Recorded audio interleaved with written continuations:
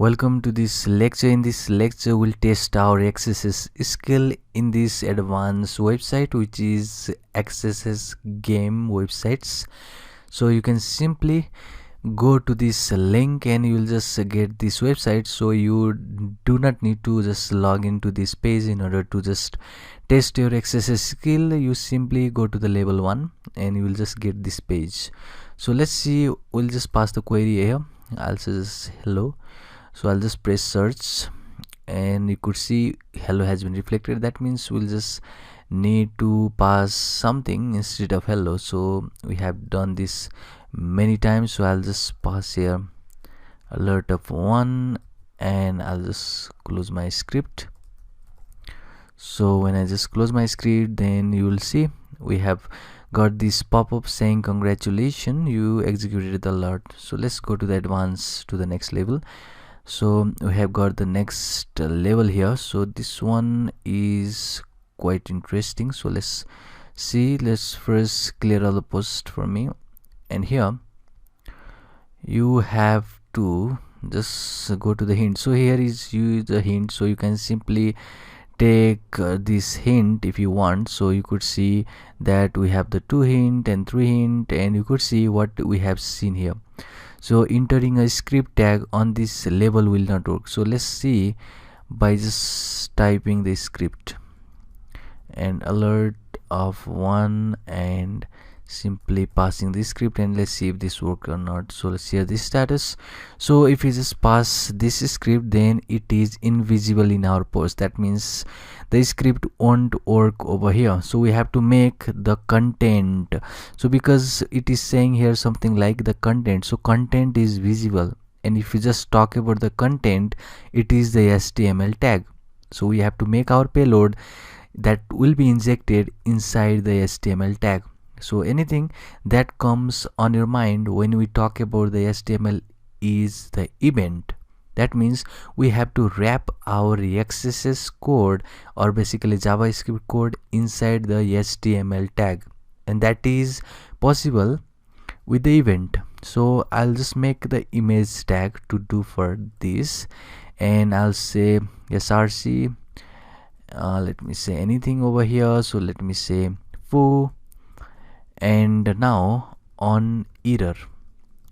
So if you just remember, this on error is the attribute of this image tag, which will just be executed when we just fail to load this image, which is in this case because we don't have any image that is named with foo.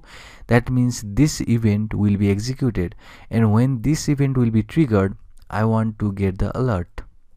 So I'll just say alert me 1, and this will be our message. So now we'll just close our image tag. So let me just close this real quick, and let me just run this.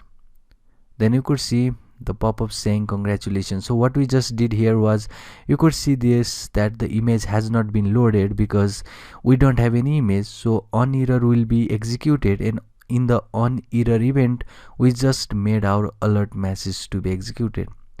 So let's go to the next level, and you could see we have something that is the images here. So it should be something that is very much advanced to you. So you could go to the image 2, image 3. So if I just see here some convention, you can also take the advantage of this hint. So if you just see the hint, it will say that to locate the bug, review the JavaScript. So this is the simple hint. So you could see here the data in windows.location object. So this windows.location is referring to the URL. So if I just say something like instead of 1, if I just say 2, instead of 3, I'll just change to 3. So that means it is something to link with this link. So we can inject our script to this link. So what I need to do is simply, I want to inject the code over here. So I have to say something like on error, which was the event that will be called when there is some error. So if it's the error, I want to give something the alert of XSS, something like this, and I want to close this one, the XSS, and I want to close this field. So what we just did here was, if there is failed to load the image, we'll just give this alert. So if I just press go, and let's see if this works or not. So it is working. That means this image has not been loaded, and we just get this alert because this part has been executed on error, which is our event when there is a error to fail the image to load. So I'll just advance to the next level, and this is our next level, which is must be level 4. So this level 4, let's see what it is doing. So let me see the show hint. So it is saying take a look at how start timer function is called, and another is when browser see that it is just basically encryption there. So foo bar z is same as this, that means there is something to do with the encryption. And the next one is try entering a single quote and watch the console error. So something that is saying that let's put this one, create a timer, and it is saying your timer will be executed in the second, but if you see that it is not going to execute, so it is not going to just stop for us. So if I just go back, and if I just put instead of this code, if I just say 5 create a timer, and it will just execute in the 5 second. Let's wait for the 5 second, and let's see, it is saying time is up. So that means if I just put something that is this code, it is going to be something that is there will be error console, so it won't be executed. So that means we have to first close our timer, and this is the way to close, and after that we'll just give the alert of XSS. So if I just pass here with this one, so what we just did here was we just close our timer, and after we close that time function, because we have something to do with this start timer method. So if I see the source code, then you could see that we'll have something like, let me search start timer, so it should be somewhere here. So it is saying take a look at the word, because we are not having any function right here.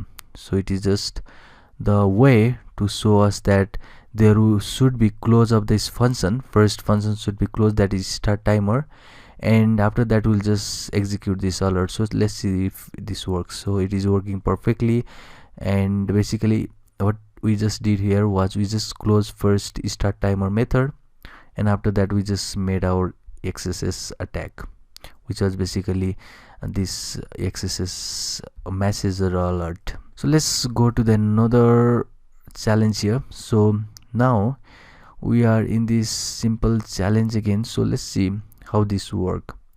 So we are in this frame now, and if I just press this sign up, then you could see there is a change in this sign up, and we are just getting this next. So next is basically this field, so whenever I just press next, something is going to happen.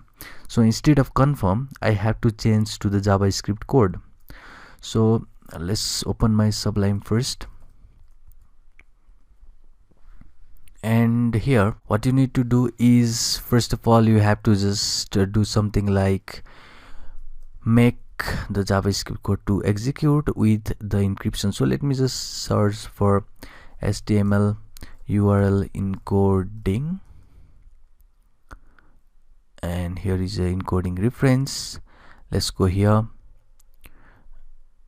and let's search for something like this. So this is a %3a, and basically this is the way to give the semicolon. So what I just need is here, we just need to write a JavaScript. So it should be JavaScript, and %3a was basically this colon, and I want to give alert, and I want to give the %2b. So if you search for the %2b, it should be right here, which is just giving us a plus sign or %28. So let me search for another thing. Instead of 2b, I'll want to make another payload instead of a simple payload. So let's search for something like Okay, where is that?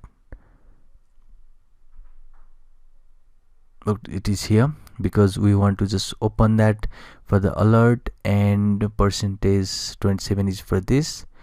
So what you need to do is simply we'll just pass this one, and we'll pass this simple code, we'll pass the XSS, and we'll just close this with this code and again this. So what we just did over here was we just made use of this code to be executed over here. So simply what you need to do is simply put that code, or simply this payload. So if I just copy this and just put it right here, and let me just press go, let me just press to this next, then you could see congratulations, you executed an alert. So you can do this, and instead of this you can also do something like encoding. So you can just make use of encoding. So what encoding does is basically it will just execute this code that is with the encoding. So if I just say percentage 3a, so that means it is semicolon, or basically colon. So percentage 3a here is a colon. So if you see here, it should be right here. So colon is here. So percentage 3a is the colon. So we are just making this colon first, and I want to make the alert. So after alert you have to encode this opening parenthesis. So for the opening parenthesis it is percentage 28, which is right over here.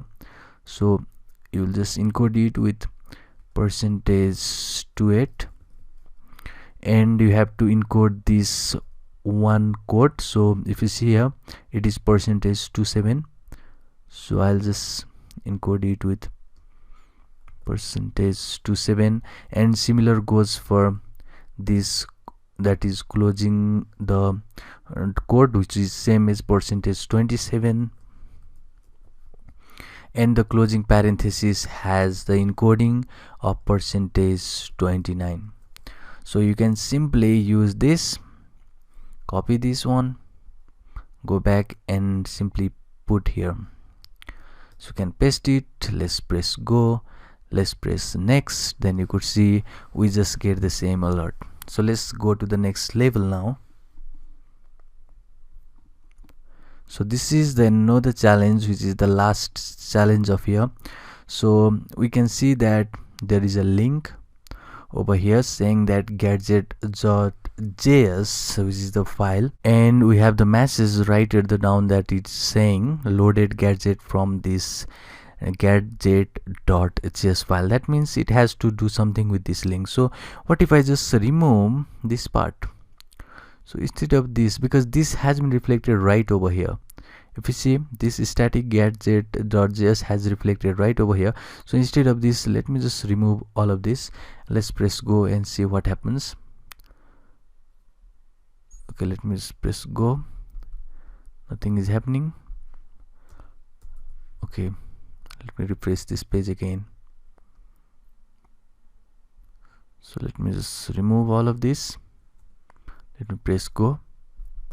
Okay, let me just put here the slash and press go, and then it is saying loaded gadget from that is slash. That means anything after here will be reflected. So if I just say hello and go, so it is couldn't load gadget from hello because there is no gadget, but it is just reflecting right down here. That means we can just make now our own data of the JavaScript, that is with the data and colon, and give the text.